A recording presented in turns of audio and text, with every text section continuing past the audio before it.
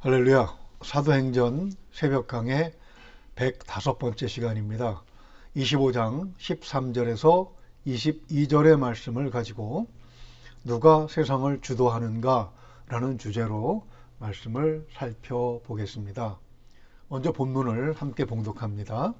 수일 후에 아그리빠 왕과 버니게가 베스도에게 문안하러 가이사라에 와서 여러 날을 있더니 베스도가 바울의 일로 왕에게 고하여 이르되 벨릭스가 한 사람을 구류하여 두었는데 내가 예루살렘에 있을 때에 유대인의 대제사장들과 장로들이 그를 고소하여 정죄하기를 청하기에 내가 대답하되 무릇 피고가 원고들 앞에서 고소사건에 대하여 변명할 기회가 있기 전에 내주는 것은 로마 사람의 법이 아니라 하였노라. 그러므로 그들이 나와 함께 여기 오매 내가 지체하지 아니하고 이튿날 재판 자리에 앉아 명하여 그 사람을 데려왔으나 원고들이 서서 나의 짐작하던 것 같은 악행의 혐의는 하나도 제시하지 아니하고 오직 자기들의 종교와 또는 예수라 하는 이가 죽은 것을 살아있다고 바울이 주장하는 그 일에 관한 문제로 고발하는 것뿐이라. 내가 이 일에 대하여 어떻게 신문하는지 몰라서 바울에게 묻되 예루살렘에 올라가서 이 일에 신문을 받으려느냐 한즉 바울은 황제의 판결을 받도록 자기를 지켜주기를 호소하므로 내가 그를 가이사에게 보내기까지 지켜두라 명하였노라 하니 아그리빠가 베스도에게 이르되 나도 이 사람의 말을 듣고자 하노라. 베스도가 이르되 내일 들으시리다 하더라. 아멘. 우리는 왜 이 바쁜 세상에서 귀한 시간을 내어 하나님의 말씀에 귀를 기울이는 것이겠습니까? 성경을 공부하고 또 토론하며 어떻게 사는 것이 하나님의 뜻대로 사는 것인지 더 정확하게 알고자 하는 이유가 무엇이겠습니까?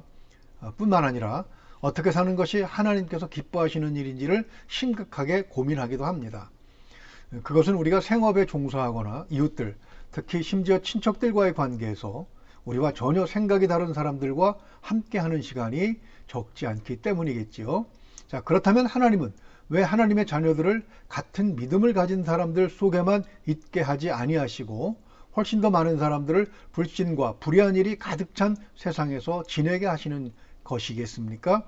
오늘 본문은 우리와 같은 믿음을 가진 사람들과 그렇지 않은 사람들의 관계를 통해서 그 이유를 발견하게 하십니다. 본문은 세 사람이 등장하고 있습니다. 총독 베스도는 문안하러 온 아그리빠와 버니게를 맞이하죠. 마침 총독은 골치 아픈 문제를 하나 가지고 있었습니다. 바로 바울에 관한 문제이지요. 총독은 이 문제를 아그리빠에게 상의합니다. 여기서 우리는 마치 바울의 운명이 총독과 아그리빠 왕에게 넘겨진 것처럼 볼 수 있습니다. 그렇다면 이 사람들은 어떤 사람들입니까? 왜 하나님은 자기의 백성, 그것도 충성된 종의 운명을 불신자들에게 맡기시는 것이겠습니까? 신임 총독 베스도가 어떤 사람인지를 먼저 살펴보죠.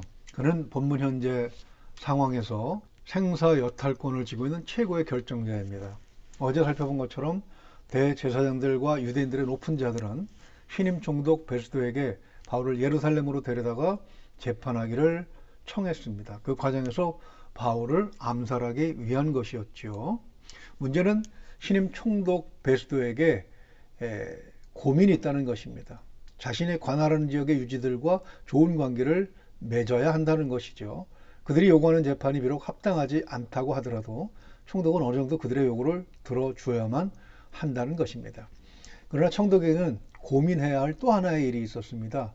그것은 바울이 로마 시민임을 내세워 로마에 가서 황제에게 재판을 받겠다고 한 것입니다. 사실 바울의 이 요구는 법대로 하면 불필요한 것이죠. 19절에서 베스도 총독이 아그리빠 왕에게 조언을 구하면서 고민을 털어놓았잖아요. 즉 법대로 하면 베스도는 바울을 그 자리에서 석방해야 하는 것입니다. 죄가 없는 사람을, 더군다나 로마 시민권이 있는 자를 붙잡고 있는 것은 불법이잖아요. 그가 좋은 사람이면 또 법을 지키고 로마 황제에게 진실로 충성을 바치는 사람이라면 그는 바울을 곧바로 풀어주어야 하는 것입니다. 총독이 아그리빠에게 조언을 청하는 이유는 바로 이것, 바울에게 혐의가 하나도 없다는 것이죠. 바울이 원하는 대로 그를 황제에게 보낸다고 하더라도 혐의가 있어야 합니다. 무죄인자를 보내면 황제는 베스도를 실없는 권리라고 평가하게 되겠죠. 그걸 모를 리 없지만 그냥 풀어주게 되면 유대인 지도자들의 감정을 상하게 하는 일이 됩니다. 그래서 그는 당연한 일, 즉 무죄한 자를 풀어주는 일을 즉시 행하지 못해요. 자기 이익이 사라질 가능성이 있기 때문이고 큰 손해를 입을 수도 있기 때문이죠.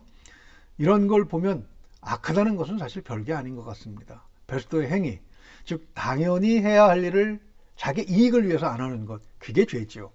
권력을 쥔 자가 죄 없는 자의 희생을 발판으로 자신의 이익을 도모하는 일은 분명히 변명할 수 없는 죄악인 것입니다.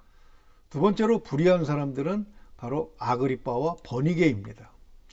이 두 사람은 로마의 기록에 의하면 남매지간이에요.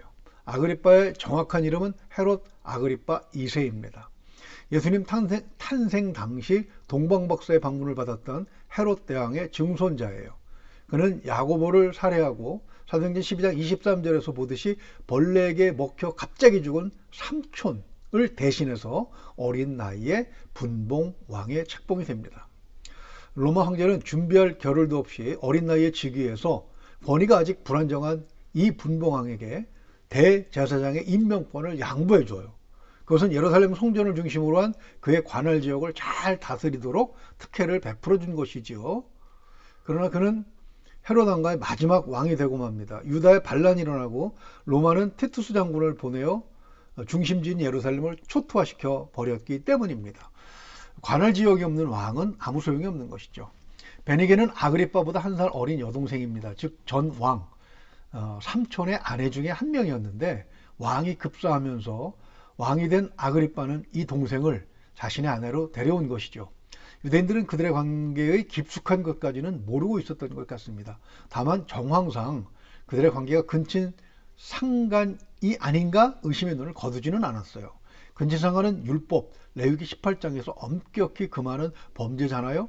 세상의 비난을 의식해서 결혼을 하지는 않았지만 지독하게 권력 추구형 성격이기 때문에 권력을 누리기 위해서는 무슨 짓을 하는 여인이 바로 이 버니게입니다. 예루살렘이 무너진 후에는 티투스 장군의 정부가 되어 로마까지 따라가게 됩니다. 그렇지만 결혼에 성공하지 못하고 쫓겨나는 신세가 되고 말지요. 자, 그렇다면 바울의 운명은 이들 불의한 자의 손에 달렸겠습니까? 오늘 본문을 보게 되면 바울과 부패한 권력자들의 운명이 교차하는 지점이 어디인지를 보여주고 있습니다. 이들은 일단 바울의 의견을 먼저 들어보기로 하죠. 겉보기는 그럴듯하지만 공정한 결과를 기대하기는 어려운 것이 사실입니다. 그렇지만 사도행전에 기록된 전 과정을 주관하시는 분은 성령님이십니다. 우리는 사도행전을 통해서 세속적이고 인간적인 관점이 아닌 하나님의 관점을 찾는 훈련을 해야 합니다. 자, 그렇다면 관점은 어디에 두어야 합니까? 19절이 포인트예요. 베스도는 자기 입으로 바울이 전한 도, 즉 복음의 내용을 아그리빠와 버니게에게 전하고 있습니다. 그것은 부활에 관한 메시지예요. 부활은 바울이 전한 복음의 핵심이면서 동시에 사도행전 전체를 관통하는 주제입니다. 이 메시지가 중요한 점은 무엇입니까? 바울 사도는 로마서 10장 9절에서 이렇게 말씀하고 있습니다. 네가 만일 내 입으로 예수를 주로 시인하며 또 하나님께서 그를 죽은 자 가운데서 살리신 것을 내 마음에 믿으면 구원을 받으리라. 아멘. 그들은 자신들이 바울의 생명줄을 쥐고 있다고 생각을 하겠지만 성경적으로 보게 되면 하나님께서 그들에게 구원받을 기회를 주신 것입니다. 여기가 바로 교차로예요. 바울이 전하고 있는 부활 메시지를 그들이 받아들이고 믿는다면 그들은 하나님 나라의 백성으로 영생을 누리게 되겠지만 그렇지 않는다면 바울의 메시지를 그들이 거부한다면 그들은 심판대 앞에 서서 자신들이 살아생전에 저지른 범죄가 낱낱이 드러나게 되고 그에 합당한 판결을 받게 되겠지요. 저는 골프를 할 줄 모릅니다. 그렇지만 박세리를 좋아하고 축구보다도 등산을 좋아했지만 손흥민을 사랑합니다. 어려서부터 조국을 떠나 죽을 힘을 다해 연습하고 또 연습해서 세계 최고의 자리에 오른 젊은이들이 어찌 자랑스럽지 않겠습니까?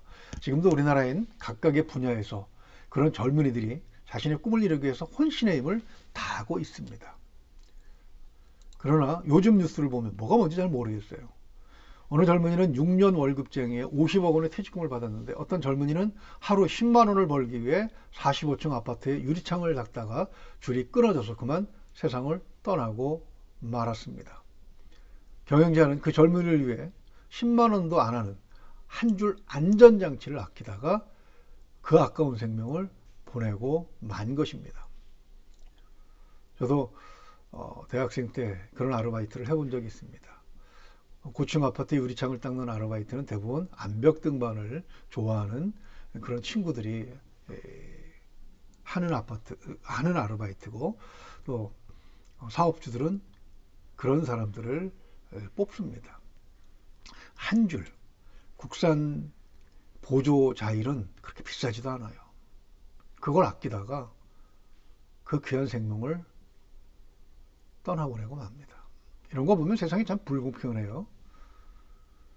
그러나 그렇다고 해도 정도가 있지. 정말 이건 아니지 않나 하는 일들이 너무 많이 일어나고 있습니다. 자신의 노력이 아니라 단지 타고난 환경으로 인해 삶이 결정되어 버린다면 좋은 환경에서 태어나지 못한 젊은이들에게 이 세상은 너무 가혹하지 않겠습니까? 그런데 세상 사람들, 특히 뉴스에서 보여주는 정치가들을 보면 어떻게 해서든지 상대방을 거꾸로뜨리고 나 혼자 혹은 내 편이 모든 것을 장악하고자 하는 온갖 음모와 계획을 꾸미고 있습니다. 실력이나 노력이 아니라 거짓과 기만이 판을 치기도 하는 것이죠. 정치계뿐만 아니라 언론계, 예술계, 학계, 문화계 등 모든 분야에서 힘이 조금이라도 있는 사람들은 그 자리가 주는 혜택을 독점하려고 애쓰는 것 같아 보입니다.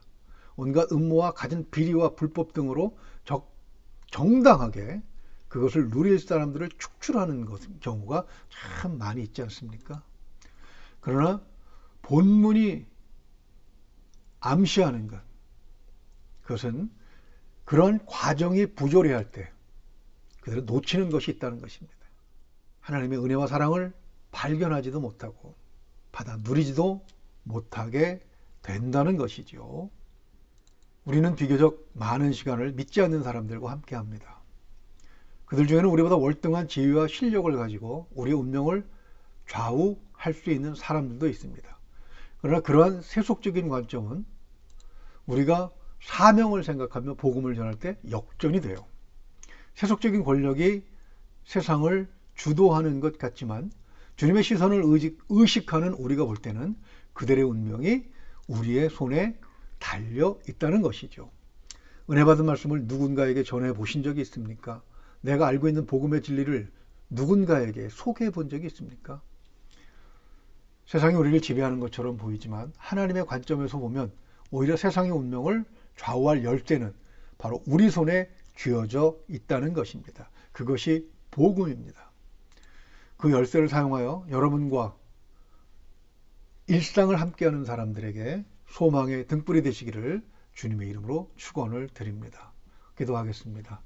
하나님 아버지, 겉으로 보이는 세상은 온통 불평등하고 불공정하며 그리고 부조리한 경우가 많이 있습니다.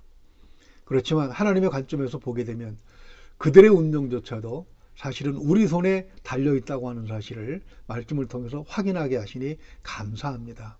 눈으로 보이는 것, 외형적인 것에 유혹당하지 않게 하여 주시옵소서. 그래야 부정한 생각들이 우리의 생각을 지배하지 않게 하시고 하나님의 관점에서 모든 것을 다시금 바라보는 밝은 시선을 갖도록 우리를 붙들어 주시옵소서. 우리가 놓여져 있는 자리, 그것이 바로 우리의 사명의 자리이며 부조리한 사람들, 불공평을 주도하는 사람들 마저도 사랑하시는 하나님의 사랑을 전하는 사도로 우리가 부름받았다는 사실을 기억하면서 사명의 등불, 복음의 등불을 밝힐 수 있는 저 여러분 되기를 간절히 저와 그런 복음의 등불을 밝힐 수 있는 사람이 되기를 원합니다. 하나님 우리에게 힘을 주시고 진리를 전할 용기를 허락하여 주시옵소서. 우리 손에 세상의 운명이 달려있다는 사실을 잊지 않게 하여 주시옵소서. 말씀으로 힘을 주시기를 원하오며 우리 주 예수 그리스도 이름으로 기도하옵나이다. 아멘.